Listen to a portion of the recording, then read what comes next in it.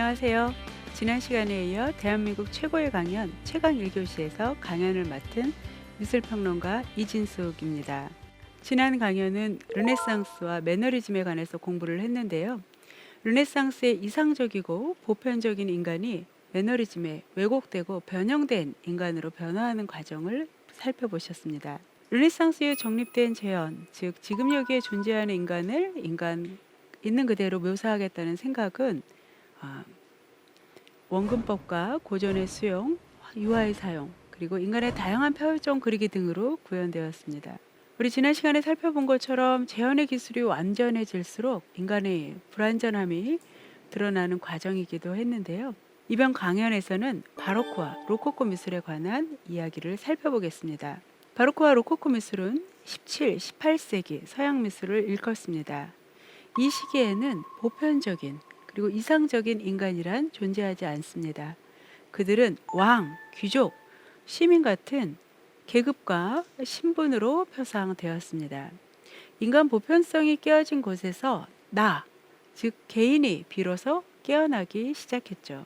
그래서 오늘 강연 주제는 흥미진진 서양미술사 2부 바로크와 로코코입니다.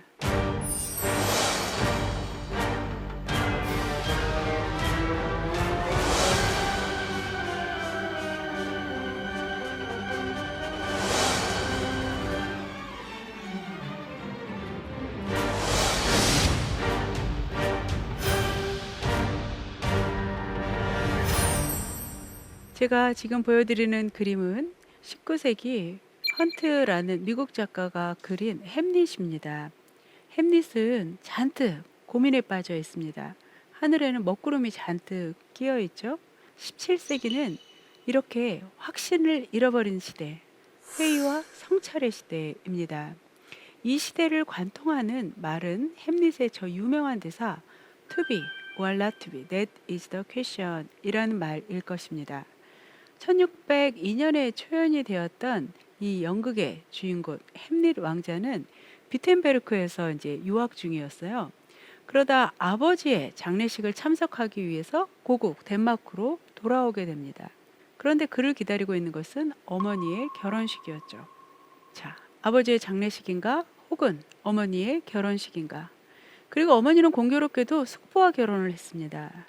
이 여인은 어머니인가 혹은 숙모인가? 그리고 어머니와 결혼한 이 남자는 아버지인가 혹은 숙부인가? 거기다 밤마다 선왕의 유령에 나타나서 자기의 억울한 죽음을 호소합니다. 이것은 진짜 유령인가 아니면 햄릿은 미쳤던 것일까? 결국 햄릿은 검증하기로 하죠. 그리고 나머지 이야기들은 여러분들이 잘 아시는 대로 진행이 됩니다. 제가 말씀드리고 싶은 것은 바로 이 혹은 OR이라는 접속사예요. 선택에 직면한 모든 인간에게 던져지는 말이죠. 17세기에 관통하는 키워드는 바로 이 OR일 것입니다. 자, 우리가 햄릿을 읽으면서 매우 흥미로운 지점을 하나 발견할 수 있는데요. 바로 햄릿이 유학하고 있던 곳이 비텐부르크라는 점입니다. 그곳은 바로 마틴 루터가 종교개혁을 일으킨 곳이었어요. 자, 종교개혁이 일어나고 그에 대해서 이제 자성과 자기 성찰과 그 다음에 또 종교개혁으로 인한 개혁의 여파를 막으려는 반종교개혁 두 세력의 대결, 즉 신교와 구교의 세력 갈등, 이것이 바로크 미술을 탄생시킨 첫 번째 역사적 배경입니다. 그러나 이 종교 갈등은 17세기 유럽을 무시무시한 피로 물들이게 되죠. 1517년 아우구스투스누스 수도의 사제였던 마틴 루터는 비텐베르크 성 교회의 정문에 라틴어로 된 95개조의 의견서를 발표합니다. 주 내용은 교황청의 면별부 판매에 대한 비판이었습니다. 사실은 그 이전에도 종교개혁에 대한 요구가 꾸준히 있었지만 일개 사제의 반박문이 전 유럽에 퍼져나가서 역사적 사건으로 번질 수 있었던 것은 두 가지 요인이 있었기 때문입니다. 하나는 인쇄술의 등장이고 또 다른 하나는 바로 세속 권력의 강화입니다. 1445년에 구텐베르크가 이제 활자 주조에 성공하면서요, 활자 혁명이 일어나게 되죠. 덕분에 루터의 반박문은 인쇄가 된 상태로 독일의 국경을 넘어서 퍼져나가기 시작을 합니다. 일이 이렇게 되니까요, 교황청에서는 루터를 파문했습니다. 그런데 루터를 지켜주고 보호해주는 사람들이 있었어요. 그들은 누구냐 하면 바로 교황청과 교황의 절대적인 지지를 받고 있는 황제에 반발하는 일군의 군주들이었습니다. 지금 여러분들이 보시는 것처럼 루카스 크라우나흐더 연거가 그린 그림에서는 든든한 옹호자가 루터를 지금 지켜주고 있는 모습을 보실 수 있습니다. 이렇게 종교개혁이 일파만파 퍼져나가니까요, 거기에 대한 대응으로 구교 측에서 이제 반종교개혁 운동을 벌이기 시작을 합니다. 자기 성찰을 하고 또 더욱 구교의 영향력을 강화하기 위한 여러 가지 노력을 하게 되는데요. 특히 1600년 바로 새로운 세기를 시작하는 이 시점에 구교 측에서는 교회의 위험을 높이기 위해서 교회의 모습을 새 단장하고, 그러면서 미술의 수요가 급증하게 됩니다. 이게 17세기 전반기의 미술을 발전시킨 큰 동력이 되었습니다. 이 시기에 발전한 미술을 우리는 바로코라고 부르는데요.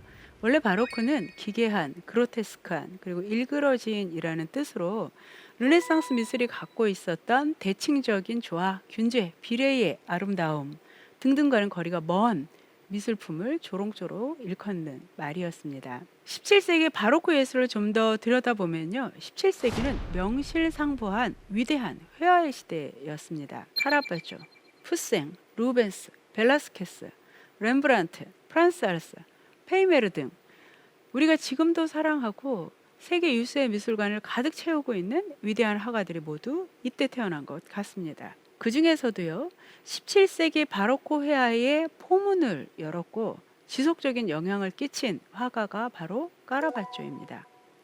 28살에 이미 로마에서 가장 그림값이 비쌌던 재능 있는 화가이자 살인자였던 까라바조. 그의 모든 그림은 스캔들이었습니다. 여러분들이 보시는 이 그림은 바로 까라바조의 의심하는 도마라는 작품입니다. 예수가 부활해서 제자를 찾아가지만 제자들이 믿지 못하죠.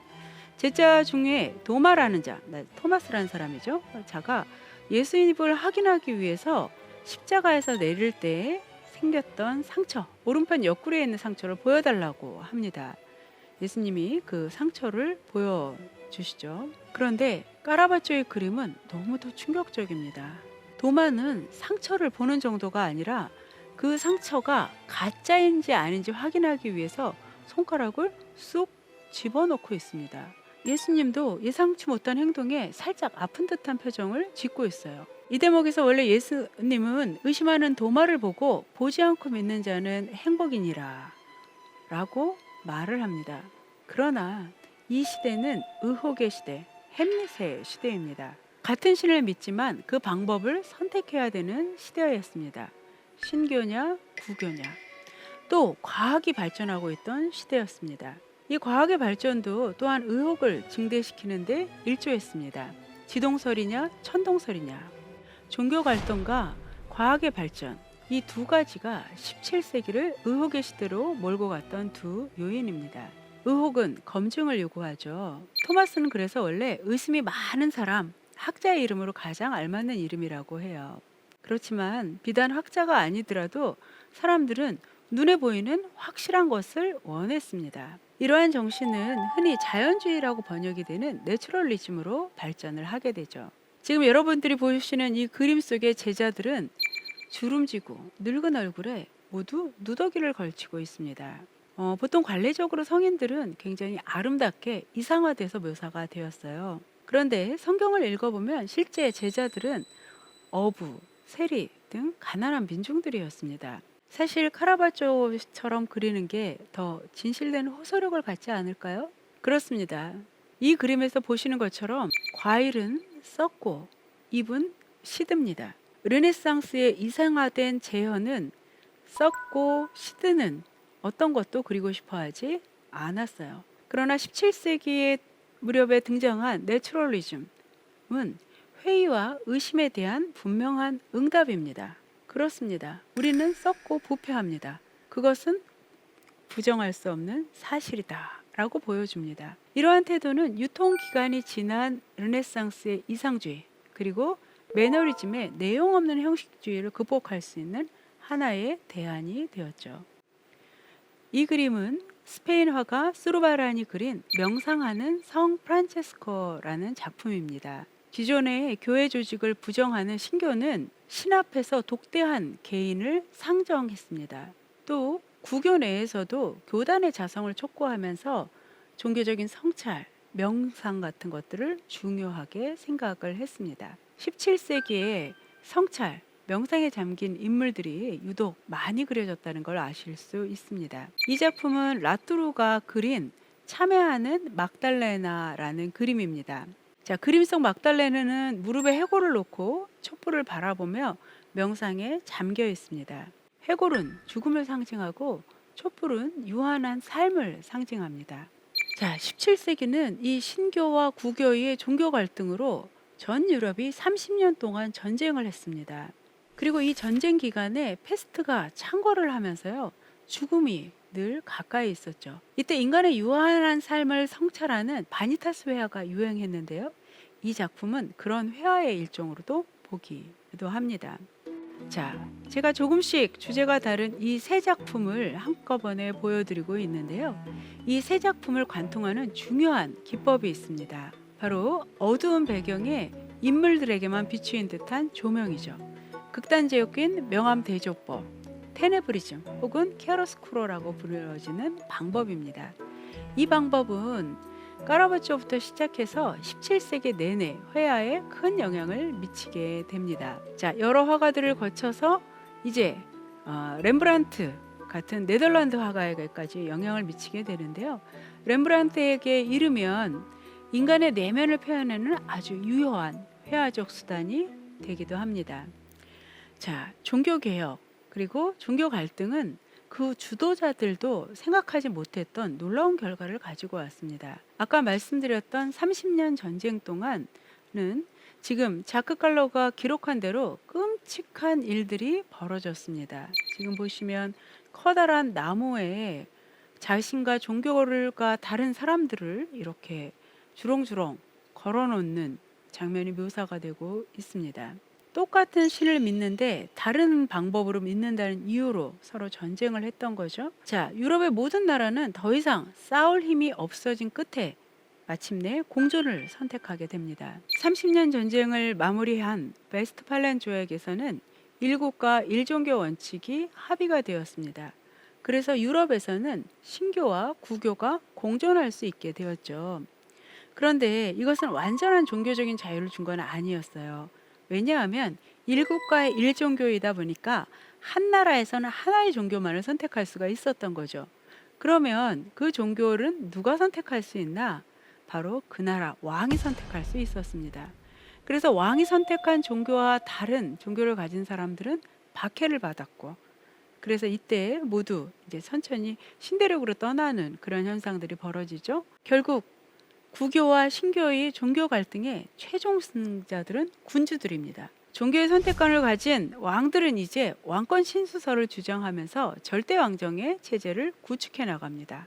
이제 권력을 쥐는 왕들은 자신들을 미화하는 미술품들을 발전시켜 나가죠. 이것이 17세기 중반 이후에 등장하는 바로크 미술의 또 다른 동력이 됩니다.